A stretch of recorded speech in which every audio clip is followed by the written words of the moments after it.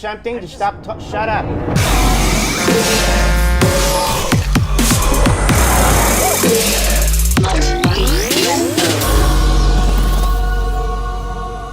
Hi, Jamie. Yeah. Jeff in Las Vegas. How are you? Fine, thanks. I think this is we meet about once every decade for an interview. Is that right? Yeah. So ever since I started my career 30 years ago, I interview about once a decade. Last time was The Artist. So Ah. this is a total thrill. I'm such a big fan of yours. Thanks. Well, Well, thank you for talking about Mondo Hollywoodland today.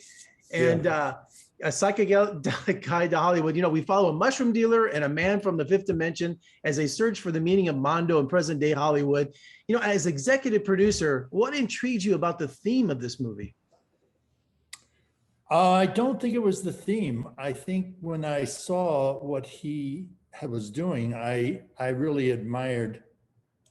You know, I just read the other day that when Jean-Luc Godard did Breathless, he had no idea what he was doing, but he didn't care. And I thought, wow, here's somebody using a style of filmmaking, which is not only fairly unique, but it's sort of completely out of the ken of what's going on now, with everybody trying to make it with a certain kind of look. And I loved the look.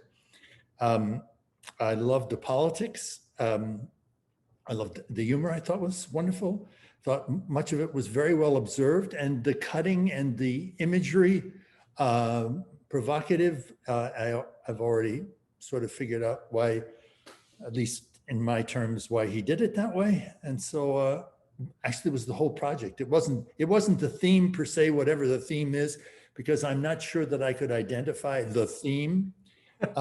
It's sort of like looking for Guffman or even worse, waiting for Godot. Godot never shows up. This doesn't resolve just because he gets his cat back. He continues, his opponent continues, Ben Shapiro continues, and as we go down deeper and deeper into the rabbit hole.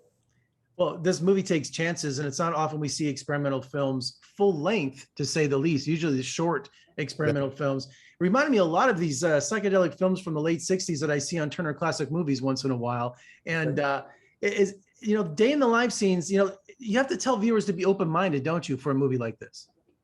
Yes, if you can tell them. I mean, unfortunately, they're barraged in every platform by a sort of banality of options. There's only really one way, or there's only one look, and there's only one way of dealing with it. This interview has its own style. It's, you know, you try not to break the style, try not to be too provocative, trying to engage as large an audience as possible, like getting as many likes as possible. And all this mitigates what you can do.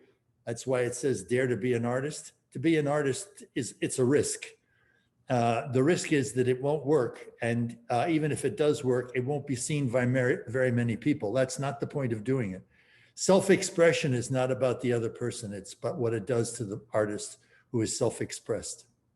I say this is not casual movie viewing, to say the least. And I love movies, after being a critic for 25 years, movies that challenge my senses and my sensibilities. And Mondo really did that, you know? So once you realize you're watching a movie that's not A, B, and C and spoon-fed that you've been seeing for the last 50 years, it really was unique to see the artist, as you would say, the lighting, the camera angles, the characters, the abstract to it. What's he trying to say? And there was so much going on with this film that I had to watch it twice, believe it or not. Oh, I've watched it a number of times. I still don't know.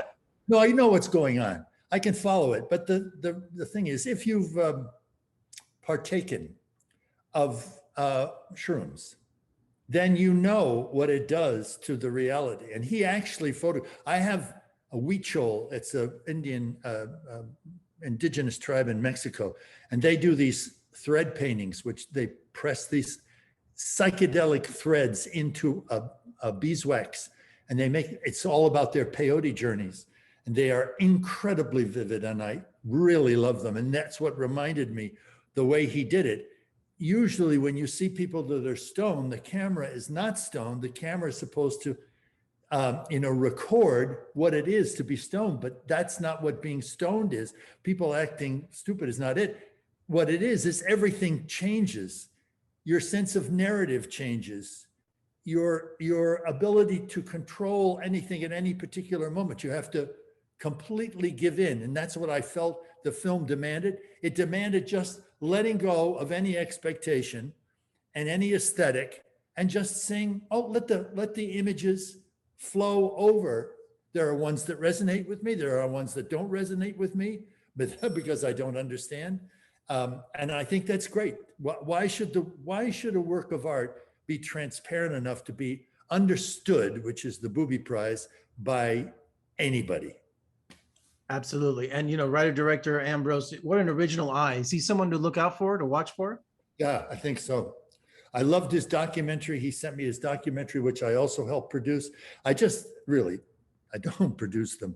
I add whatever weight my name counts in getting him into a room for somebody to see this film, and hopefully somebody with enough courage to see that there is something there, no matter what it looks like, no matter whether they say, oh, it's rough. If you see Breathless now, Breathless is still as rough now as it was then. The edge has not gone off Jean-Luc Godard. And I think that's great. So if you have the edge, you got to keep the edge. And so my support to him is dare to be an artist, keep the edge. Well, thank you for championing artists, and thank you for championing originality, because it's something that's rare these days. And I appreciate you talking to me today, Jamie. I really appreciate it. Thank you. My pleasure, man. You take care, and we'll talk again soon. Good enough. Done.